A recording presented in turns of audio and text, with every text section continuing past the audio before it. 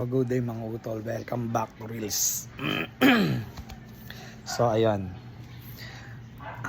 today is March 16, 2026, Monday. So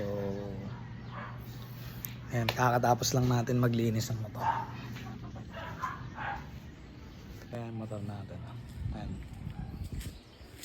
pinarehas ko na sa kulay ng kotse. So ayan. So kahapon nga pala may naglinis dito.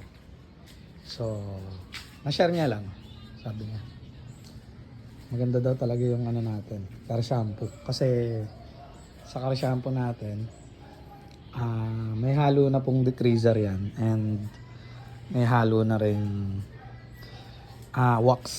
So kahit hindi na kayo mag wax, yan kung makikita nyo, tignan nyo gano'n kayo ng yan, diba?